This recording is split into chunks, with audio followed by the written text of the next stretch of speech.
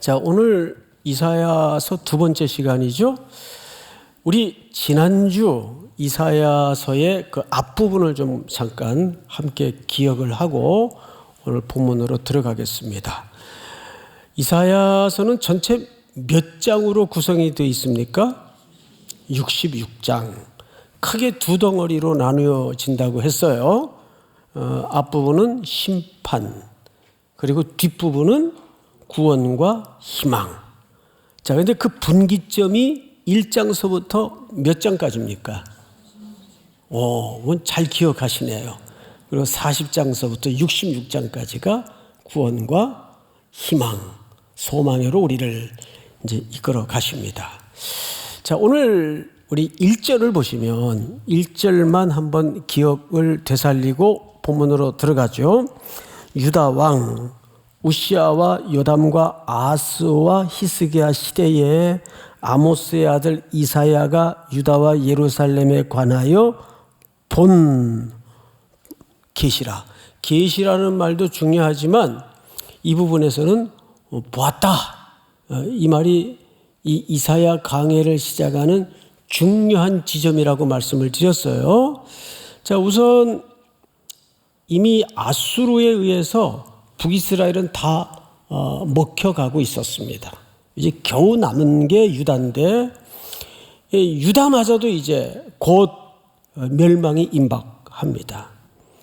이때 하나님께서 이사야 선지자를 보내서 뭘 보게 하세요. 이 보다라는 말이 굉장히 중요합니다. 이번 그 이사야 강의 이제 12장까지 한 텀을 할 텐데 몇 차례에 걸쳐 나누는 동안에 이 시대를 사는 성도들과 또 우리 삼일교회 그리고 이 시대의 교회들이 과연 이 참혹한 역사 속에서 모든 것들이 자리를 이탈하고 이지러진 상황 속에서 뭘 봐야 되는가? 그 눈이 열어지고 귀가 열리는 그 봄이 있어야 됩니다. 믿습니까? 그래서 오늘 10절로 넘어갑니다. 보시면 너희 소돔의 관원들아 여호와의 말씀을 들을지어다. 너희 고모라의 백성아 우리 하나님의 법에 귀를 기울일지어다. 소돔의 관원들을 향해서는 여호와의 말씀을 들으라 그랬어요. 그리고 고모라의 백성들을 향해서는 여호와의 법에 귀를 기울이라 말씀을 이제 합니다. 결국 같은 말인데 이제 표현을 달리해서 강화시키는 표현이죠. 여기 소돔과 고모라는 우리 성도들의 기억 속에 어떤 도시로 각인되어 있습니까? 향락과 음탕, 특별히 동성애가 가득했던 그런 눈먼 도시였습니다. 여기에 하나님의 백성 롯이 잠깐 이주해서 살고 있었죠. 그 도시가 결국은 하나님의 심판을 견디지 못하고 무슨 심판 아래 놓여지게 되죠? 불심판입니다. 유황불이 쏟아집니다. 그래서 도시가 완전히 불심판 아래 놓여지고 겨우 롯의 가정만 구원을 얻습니다. 물론 그 땅은 유다 땅이 아니에요. 그렇지만 오늘 여기서 소돔을 소환하고 고모라를 소환하는 것은 이유가 있습니다. 지금 이스라엘이든지 유다든지 그와 방불한 나라가 되었다. 어느 나라처럼 소돔과 고모라의 도성처럼 그런 못지않은 죄악의 나라가 되었다라는 것을 확인시키는 겁니다. 자, 그런데 이 유다와 이스라엘을 향해서 뭐라고 얘기하죠? 여호와의 말씀에 귀를 기울이라. 여호와의 율법에 법에 귀를 기울이라. 이 말은 신명기 사관을 소환하는 의도가 이 속에 깔려 있어요. 제가 누누이 시간대마다 강조한 바가 뭐냐 하면 그 나라가 선한 역사를 만들어냈느냐 더럽고 악한 역사를 만들어냈느냐 나라든 공동체든 개인이든 뭘 기준한다고 말씀을 드렸죠? 신명기 사관입니다. 신명기라는 책은 어떤 역사적 기억을 갖고 있습니까? 이스라엘 백성들이 출애굽에서 제일 먼저 도착한 산이 시내산입니다. 거기서 뭘 봤죠? 앞으로 그들이 살아갈, 그리고 들어가서 지켜 순종해야 될 삶의 원리, 원칙, 가치, 기준, 이런 것들을 봤습니다. 그리고 그 이야기를 가나안에 들어가기 직전에 다시 한번 묶은 책이 뭐예요? 신명기라는 책이에요. 그래서 이스라엘 역사는 선한 역사냐 악한 역사를 만들어냈느냐의 가장 굵은 기준점은 명확해요. 신명기의 말씀대로 왕들이 살아냈고 그 공동체가 순종했느냐와 아니냐로 갈라집니다. 그러니까 소돔과 고모라 짝이 되어버린 이 유다와 이스라엘을 향해서 하나님이 지금 뭘 지적하고 있는 거예요?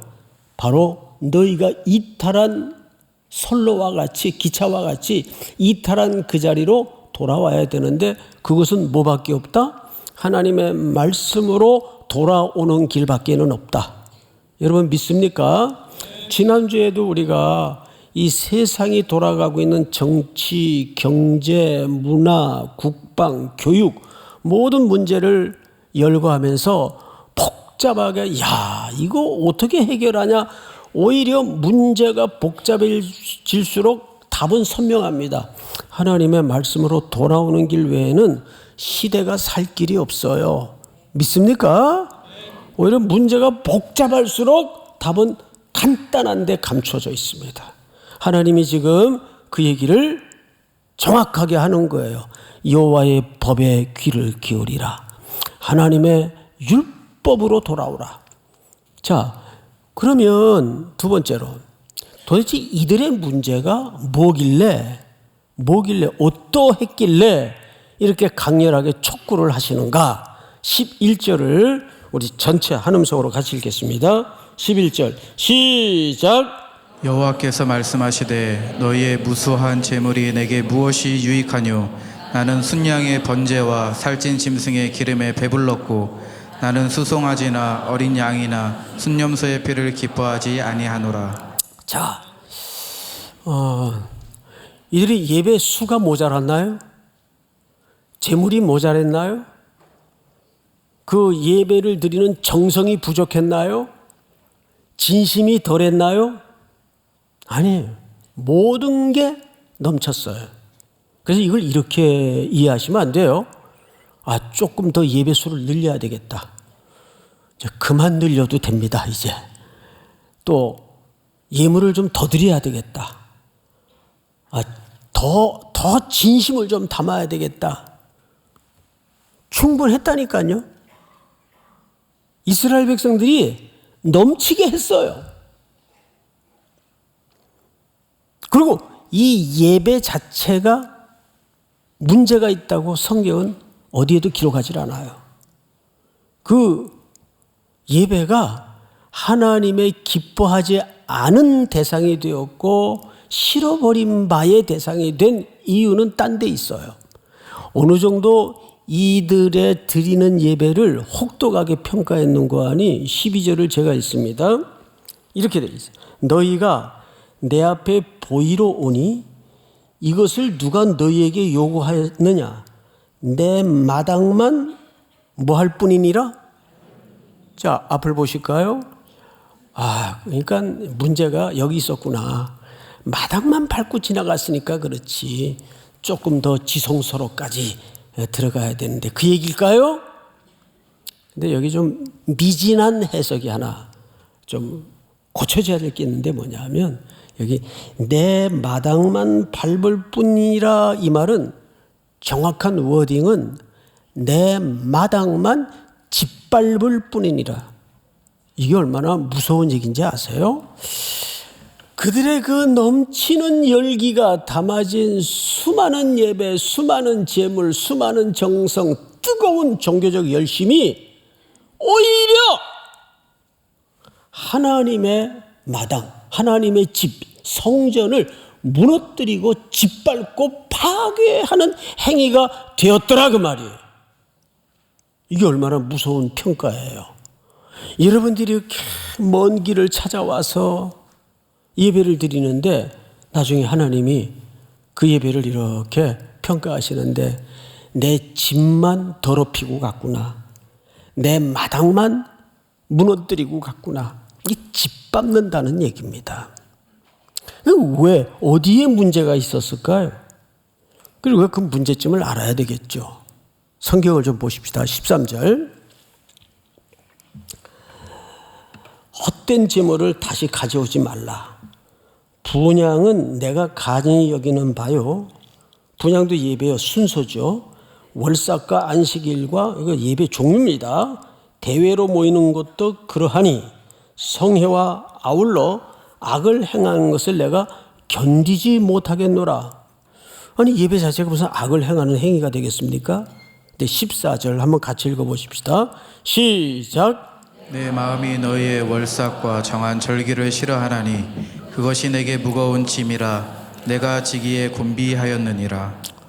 너희들이 절기 때마다 예배 때마다 나와서 예배를 드리는 그 모든 행위가 나에게 짐이 된다. 내가 마음이 곤비하다. 기뻐하지 않는다. 싫어버린 바 되었다. 이런 아주 적대적 표현을 쓴단 말이에요. 거기에 더 나아가서 오히려 내 집을 너희들이 지금 짓밟고 있다. 뭐가 어떻길래? 15절을 좀 볼까요? 너희가 손을 펼 때에 내가 내 눈을 너희에게 가리고 너희가 많이 기도할지라도 내가 듣지 아니하리니 이는 너희의 손에 뭐가 가득해요? 자, 앞을 보세요. 예배자들의 손에 피가 가득하대요. 그 이 피가 어떤 피일까요? 제물 드리기 위해서 제물 잡다가 흘린 묻은 그런 피를 얘기하는 걸까요? 자, 여기서 손을 얘기할 때는 정확하게 오목한 손입니다. 손을 펴서 하니까 이렇게 손을 피는 것처럼 되어 있는데 그런 손이 아니고 복을 구하기 위해서 하나님 앞에 이렇게 손을 오므려 가지고 정확하게 이렇게 만들어 드리는 손을 얘기합니다. 복 주세요. 이것도 좀 해결해 주세요. 이것도 좀 해결해 주세요. 이렇게 오목한 손을 얘기합니다. 근데 놀랍게도 이 오목하게 구부려 하나님 앞에 내어민 손 안에 뭐가 가득해요? 피. 이게 도대체 무슨 피냐 그 말이에요. 여기서는 이 피가 중요해요. 이게 도대체 무슨 피길래? 자, 성경을 보십시다. 16절. 너희는 스스로 씻으며 스스로 깨끗하게 하여 내 목전에서 너희 악한 행실을 버리며 행악을 그치고 선행을 배우며 정의를 구하며 학대하는 자를 도와주며 학대받는 자를 도와주며 고아를 위하여 신원하며 과부를 위하여 변호하라 하셨느니라. 자, 앞을 보십시다. 이 피의 실체가 살금살금 얼굴을 드러내죠? 이런 거예요. 우리 예레미야 7장을 한번 띄워주세요. 여기 보시면 배경 설명을 좀 하고 이 본문을 좀 읽읍시다. 이스라엘은 이미 예배가 끊어진 지가 오래됐고 예배를 안 드리다 보니까 성전이 퇴락해 있어요. 온데 막 허물어지고 원래 집이라는 것은 사람이 써야 집이 보관이 잘 되죠. 근데 사람이 들락거리지도 않고 예배도 안 드리다 보니까 곳곳에 곰팡이 쓸고 삭고 또 거미줄 쳐져 있고 그래서 이래서는 안 되겠다. 그래서 성전 청소를 싹 시켰습니다. 근데 성전 청소를 하다가 이 헌금함에 누가 이렇게 쑤셔 놓은 말씀 두루마리를 발견해요. 그래서 그 두루마리를 왕에게 갖다가 주니까 그걸 사관이 읽는데 그 말씀 앞에 마음이 무너지면서 많이 웁니다. 아, 이 성전의 예배가 끊어진 지가 오래되었구나. 그래서 그냥 주보 새로 만들고 찬양대원들 쫙 다시 뽑아가지고 찬양대 성가대 옷 입히고 성전 거미줄 걷어내고 곰팡이 쓴 거 닦아내고 해서 이제 드디어 이제 우리도 예배를 회복하자 해서 찬양대원들은 찬양대석에 앉고 또 안내하는 사람들은 주보 들고 저 문 밖에서 쫙 이제 오랜만에 끊어졌던 예배가 회복이 되는데 그때 하나님께서 예레미야 선지자를 그 성전 문 밖에다가 보냅니다. 그리고 예배하러 들어가는 유다 백성들에게 경고를 날린 내용이 오늘 본문이에요. 이렇게 얘기합니다. 여호와께로부터 예레미야에게 말씀이 임하니라 이르시되 너희는 여호와의 집 문에 서서 이 말을 선포하여 이르기를 여호와께 예배하러 이 문으로 들어가는 유다 사람들아 여호와의 말씀을 들으라. 3절 다 같이 시작. 만군 여호와 이스라엘의 하나님께서 이와 같이 말씀하시되 너희 길과 행위를 바르게 하라. 그리하면 내가 너희로 이곳에 살게 하리라. 자, 여기서 보시면 너희 예배를 잘 드리라 그랬어요. 길은 뭐예요? 삶의 방식이죠. 행위를 바르게 하라 그랬어요. 길과 행위입니다. 다음 절 볼까요? 너희는 이것이 여호와의 성전이라 여호와의 성전이라 여호와의 성전이라 하는 거짓말을 믿지 말라. 너희가 만일 길과 행위를 참으로 바르게 하여 이웃들 사이에 정의를 행하며 다음 절 이방인과 고아와 과부를 압제하지 아니하며 무죄한 자의 피를 이곳에서 흘리지 아니하며 다른 신들 뒤를 따라 화를 자초하지 아니하면 다 같이 시작. 내가 너희를 이곳에 살게 하리니 곧 너희 조상에게 영원 무궁토록 준 땅이니라. 네, 시간이 없으니까 준비는 15절까지 했는데 그냥 여기서 자릅시다. 이들이 형식적인 예배가 무너져서 문제였습니까? 예배자로서 삶의 문제가 문제였습니까? 그렇죠. 그 삶은 어떤 삶이에요? 그들이 이웃들을 빼앗고 착취하고 연약하고 가난한 자들을 학대하고 악착같이 뺏어서 움켜쥐었는데도 그러니까 그들은 철철 피가 흐르는 거예요. 그러니까 그렇게 해서 그들이 손에 그런 약한 자들을 착취한 피가 가득한데 그 오목한 손을 하나님 앞에 내밀어서 또 뭘 달라는 거예요? 복을 달라는 거예요. 그러니까 하나님이 그 예배에 대해서 어떻게 정확하게 평가하셨습니까? 나 싫다. 역겹다. 이제 그런 예배 하지 말자. 문 닫자. 이게 말라기 선지자의 고발 아닙니까? 그런 예배당이라면 예배하지 말자. 여러분, 예배 횟수가 중요한 게 아니고 헌금 많이 드리는 게 중요한 게 아니고 그런 형태적이고 형식적인 예배는 지나치게 열정과 종교적 열심을 동원해서 하는데 정작 그들이 하나님 앞에 나와 내미는 오목한 손에 보면 이웃들에게 거짓말해서 빼앗고 착취해서 빼앗고 이웃은 죽어나가는데 피를 흘리고 널브러져 있는데 그 피가 가득하더라 그 말이에요. 결국 이것은 예배의 정의를 우리에게 새롭게 던지는 과제입니다. 뭐가 문제였겠어요? 예배 숫자가 모자라서 정성이 부족해서 아니에요. 우리는 저 예배당 문을 없애야 돼요. 들어오든지 나가든지 모두가 하나님의 성전이란 말이에요. 골로새서에 보면 뭐라 그랬어요? 우리 요즘 저녁 예배 때마다 골로새서를 하는데 어려워요. 그런데 요지는 간단합니다. 그리스도는 만유이시니, 거기 파스라는 말을 썼어요. 헬라 말로 모든 것이다 그 말이에요. 그리스도는 만유이시니 만유 안에 계시니라. 하나님과 그리스도는 성전 안에만 계시는 분이 아니란 말이에요. 믿습니까? 그리스도는 만유이시고 만유 안에 계신단 말입니다. 그러니까 우리는 하나님의 그리스도의 형상으로 이 세상이 만들어졌기 때문에, 하나님의 형상으로 인간은 빚어졌기 때문에 모든 그들이 그 후에 타락이 찾아와서 그렇지, 희미하게나마 이 만유 속에는 누구의 형상이 박혀 있어요? 하나님의 형상과 그리스도의 형상이 박혀 있단 말이에요. 그러니까 힘없는 노인의 그 슬픈 눈동자 속에서도 우린 누구의 형상을 만날 수 있어야 됩니까?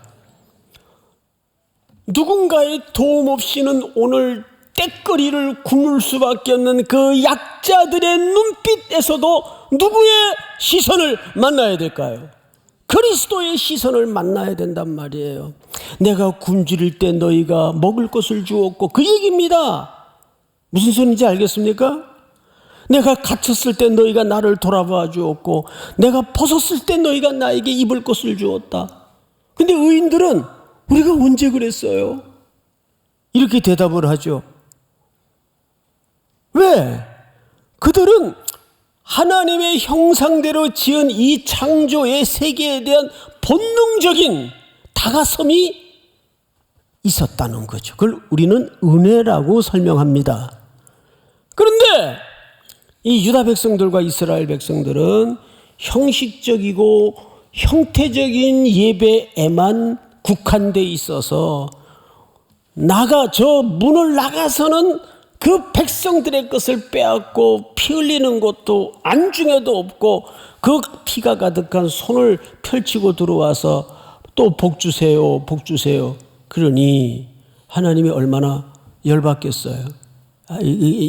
그런 예배 하지 말자, 이제 그만하자, 이렇게 된 거예요. 자, 17절을 보세요. 선행을 배우며 뭘 구하라 그랬습니까? 정의, 이 미시파트라는 말을 썼어요. 미시파트.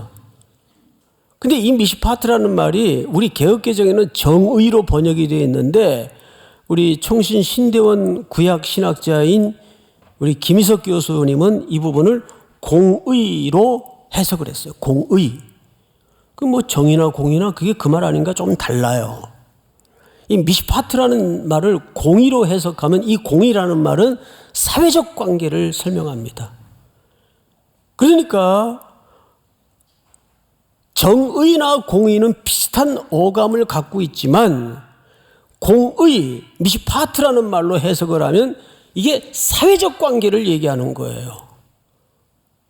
그러면 정의는 뭐예요? 하나님과 피조물 간의, 신과 하나님 백성 간의 관계를 설명하는 겁니다. 이 둘의 개념은 별개의 것일까요? 하나의 이야기일까요? 하나의 이야기입니다. 즉 이런 얘기가 되는 거죠. 하나님과 관계가 바르게 설정되어 있는 성도는 자연스럽게 누구를 향하여 손을 내밀 수밖에 없을까요? 이웃을 향해서, 사회를 향해서 시선을 열 수밖에 없는 거예요. 하나님과 관계가 바르게 되어 있는 사람은 대사회를 향해서, 대인을 향해서 마음이 흘러가고 나뉘어질 수밖에 없는 거예요. 그러니까 이 보수 진영에서는 자꾸 이웃사랑, 사회에 하나님이 주신 은혜를 흘려보내고 나눠야 된다 그러면 행위구원론자라 그러고 사회복음주의자라 그래요. 여러분, 저는 기질적으로 아주 극보수주의자입니다. 그런데 성경을 다 모르지만 알아갈수록 배워갈수록 선명해지는 게 뭐냐면 하나님과 관계가 바른 백성은 이웃을 향해서 하나님의 시선을 따라갈 수밖에 없어요. 그게 사회복음이 아니고 행위구원이 아니라 믿습니까? 우리 3.1교회가 주님 오시는 날까지 거기에 집중하자는 거예요. 언제까지 교회가 자기네들끼리만의 리그에 매몰되어서 개토화되어서 여러분 요즘 그 드라마든지 무슨 글이든지 가십거리 속에 문제만 터지면 한국교회를 뭘로 묘사하고 있습니까? 빌런. 한국교회가 우스갯거리가 돼 있잖아요. 예? 그 금자씨라는 영화 있죠? 너나 잘하세요 그러잖아요. 아주 그거보다 명징한 고발이 없어요. 너나 잘하세요. 어쩌다가 한국교회가 이런 빌런의 조롱거리가 된 거예요. 어떻게 하면 좋겠어요? 어떻게 해야 될까요? 그래서 성경은 이렇게 얘기합니다. 18절. 여호와께서 말씀하시되 오라 우리가 서로 뭐하자. 자, 앞을 보시고 변론하자는 말은 법정인 용어인데 이런 뉘앙스를 갖고 있죠. 자, 그러면 너희가 옳은지 내 말이 옳은지 한번 따져보자 그 말 아니에요. 변론하자는 말은. 그런데 항상 삼위 하나님께서 이 글을 인격을 가진 우리들에게 설명을 하실 때는 여기 워딩을 잘 이해하셔야 됩니다. 우리 신명기 30장을 한번 띄워주실까요?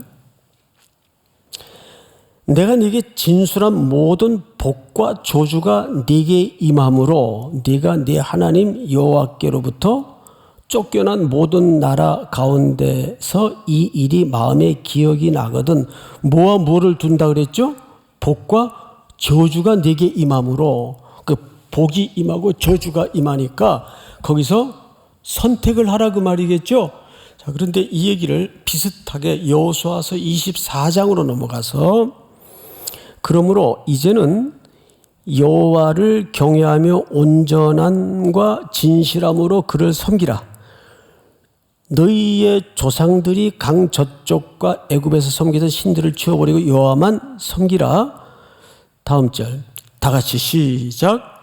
만일 여호와를 섬기는 것이 너희에게 좋지 않게 보이거든 너희 조상들이 강 저쪽에서 섬기던 신들이든지 또는 너희가 거주하는 땅에 있는 아모리 족속의 신들이든지 너희가 섬길 자를 오늘 택하라. 오직 나와 내 집은 여호와를 섬기겠노라 하니. 자, 너희가 섬길 자를 오늘 택하라. 그러면 선택하라 그 말 아니에요. 그러면 이 말을 복이 좋을지 저주가 좋을지 너희가 지금부터 알아서 결정해라 그 얘기일까요? 우리 애기들이 밥을 잘 안 먹죠. 간식을 먹으려고 그러고. 그럼 엄마하고 할머니가 밥그릇을 들고 숟가락을 두 양반이 들고 한 입만 너희 하면 어디 데려갈게. 그럼 안 먹으려고 그래요.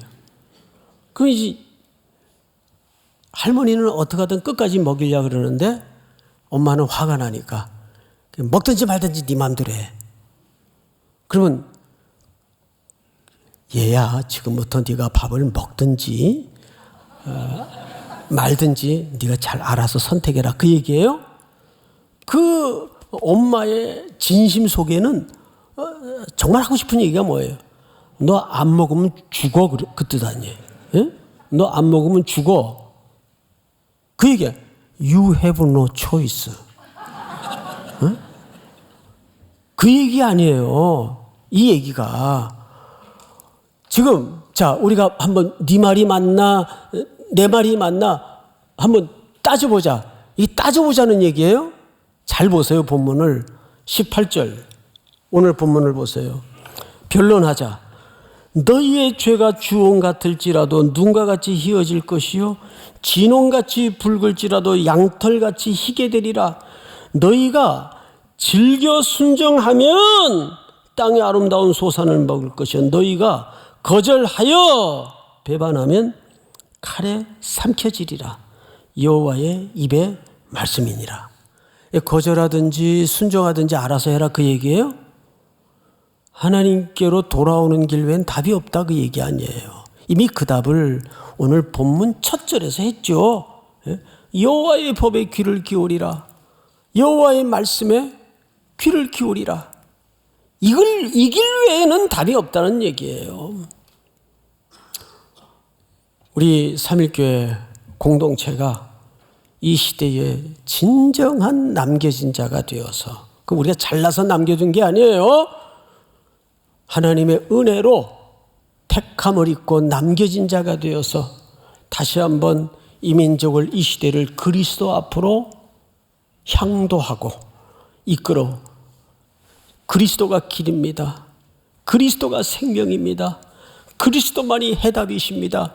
이거를 목 놓아 전하고 우리의 삶 속에서 그것을 구현해낼 수 있는 은혜와 순종이 있기를 주의 이름으로 축복합니다. 우리 다 일어나십시다.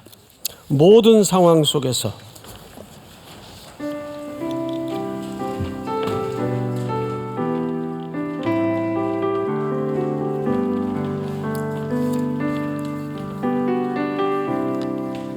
모든 상황 속에서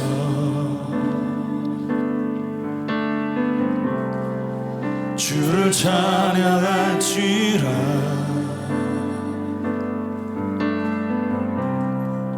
주는 너의 큰 상급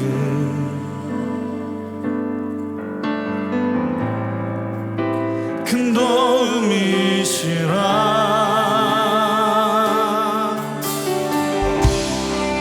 주의 얼굴 구할 때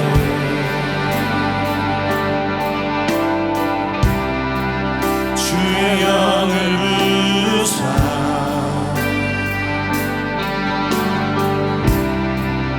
크신 사랑 안에서 주를 보게 하소서. 주를 보게 하소서.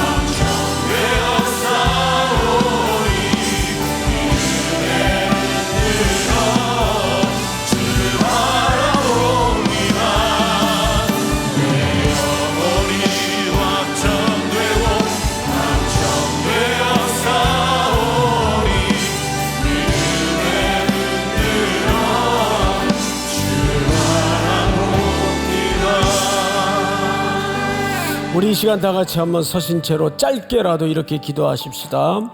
오늘 이 예배의 말씀을 통해서 오라 우리가 변론하자. 결국 하나님께서 우리에게 기회를 주시겠다는 말씀입니다. 우리가 머리에 숯불을 쌓는 삶을 끝내고 다시 한번 하나님 앞에 이 민족이, 이 시대가 말씀 앞으로 우리의 삶의 문제까지를 확장시켜 참된 예배자로 돌아오게 하여 주시옵소서. 나 하나만을 위한 복을 구하는 소화적인 신앙생활을 이제는 스탑하고 이웃을 바라보며 하나님의 마음이 머무는 곳에 우리 교회에 순종이 머물 수 있도록 이끌어 주시옵소서. 내 일터 모든 삶의 영역에 만유의 주 되신 그 그리스도께서 만유 안에 계심을 기억하고 온 세상이 성소가 되게 하시고 경배의 대상, 예배의 대상이 그 안에 그리스도가 존재해 계심을 우리가 눈떠 바라볼 수 있는 참된 그리스도의 비전에 열망하게 하여 주시옵소서. 우리 한번 주여 부른 다음에 기도합니다. 주여.